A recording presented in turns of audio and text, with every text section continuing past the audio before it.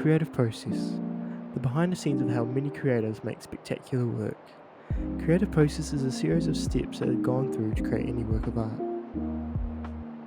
Creative process involves several key stages: preparation, incubation, illumination, evaluation, and execution.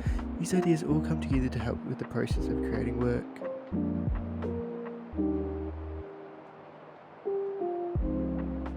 Now onto my creative process. Here I've chosen to create an A4 tiger drawing. My motives behind creating this work was to try and build on my pre-existing portfolio of animal drawings, which I've been building up for quite a few years now. This has been a big aspiration for me to one day start commissioning these works to clients, as well as doing prints of my work to sell to customers. As you can see, I've started out by drawing the initial outline sketch of my tiger. I found I had to do a couple sketches beforehand to really get the proportions correct. I've now gone and done some early base layers to the eyes and nose, not really caring too much on how it looks as it'll be covered up by several layers later on. Fast forward a bit and now I'm doing the top left hand side of the face. I've now done some early layers of the tiger's muzzle as well as some early black and grey work too, shading lightly in case I need to erase back anything. Here's a quick time lapse of me drawing the left hand side of my tiger. I've just pretty much gone over the areas which I've done more detail with a bunch of fur-like lines to imitate the appearance of fur. I'm using a combination of several browns and oranges with a bit of yellow too to achieve this tiger. Something I didn't really notice when looking for what animal I was going to draw, especially this tiger, was how much brown I was going to use. I definitely need to grab some new pencils if I want to finish this one.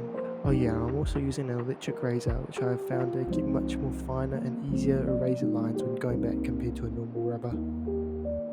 It's been really fun but also at times annoying filming my process while doing this tiger, as I found that since I don't have many good filming equipment or much space in my room, getting angles and being able to actually draw has been quite the challenge. I'm also experimenting with camera angles too, which led me to start using an easel. I don't really like using the easel as I can't really get the pressure I like compared to drawing on a flat surface like my desk. Here I'm doing the initial layers of the ear section of my tiger. I'm going in with light greys and silvers to get the first few layers of the ear, then going in with more darker greys and black to really give the ear darker tones. I found I was the most productive later in the night, so a lot of these clips will be me in my PJs unfortunately.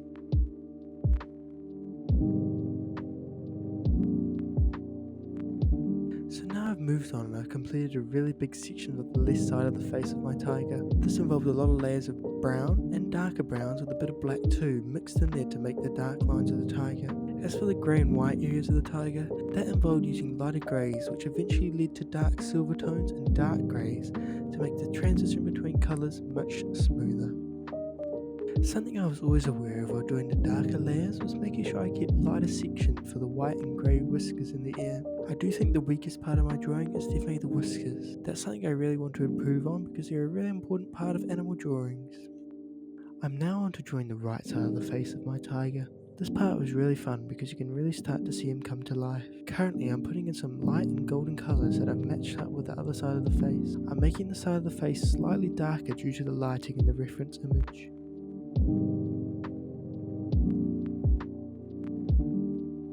For a very long time now, I've been very inspired by a local New Zealand artist, Olivia Bezet. She's a local artist who does all of her work from her home in Lincoln. Her work is very reminiscent of what I want my work to look like. She's a very big inspiration for me since I was young, and seeing her progression throughout all the years I've followed her has really motivated me to get my own drawings done and get it out to the public.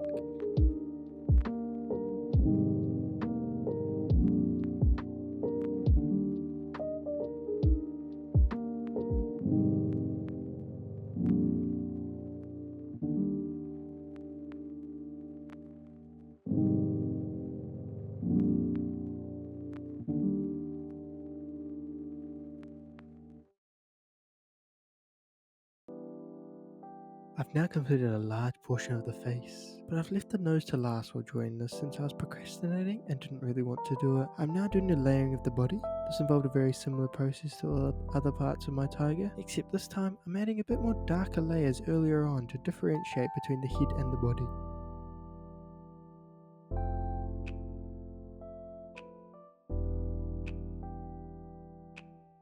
Keeping those pencil strokes consistent and keeping that fur-like pattern was really important here, as I didn't want to just randomly draw lines that would take away from the realism of the piece. Here I'm getting close to show the details of making sure I keep the white parts of the tiger pop out from the body. Really being careful I'm not going too far into the face with the body colours, so they stay as two separate elements in the work. I've actually gone back a couple times and erased back the other side of the tiger's face, as I didn't like how it was looking once I did the other side of the face and body. I'm simply just using my electric razor and going back and lightening up some highlights in the fur. I'm now on to doing the chin of my tiger. I've done some early layers of dark grey on the muzzle and some darker tones on the chest area. Pretty much using the same strategy I used on the other areas of the face, using light greys and silvers to create that fur effect.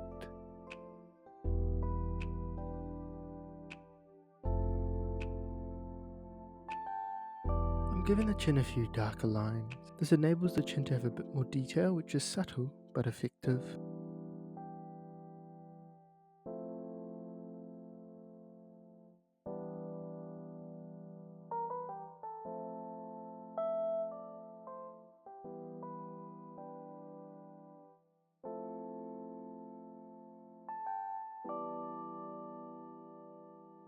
Here I'm doing more darker details in the chest area of my tiger. I don't really have much to say about this area, it was kinda just adding strokes until I got my desired effect.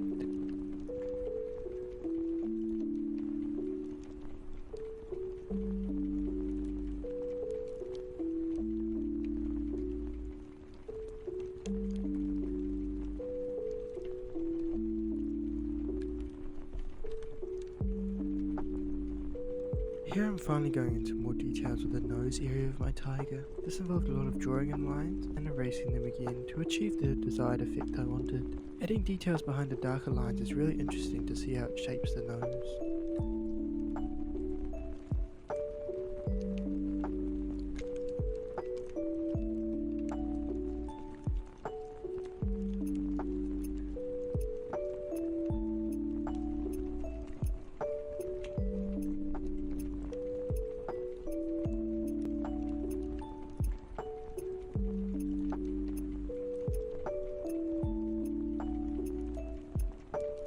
I noticed in my reference that there was slightly darker parts of my tiger that I missed earlier on.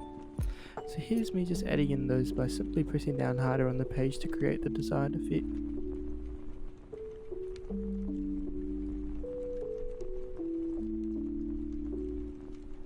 Doing some last final touch-ups around the face, adding in some of those much shaded whiskers and signing it, and we're on to the final stage.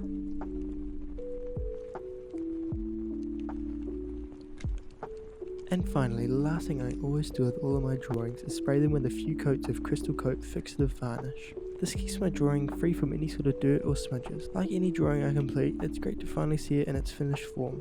I always find it satisfying when I've completed a drawing, and it feels like it's taken me on a unique journey with every drawing.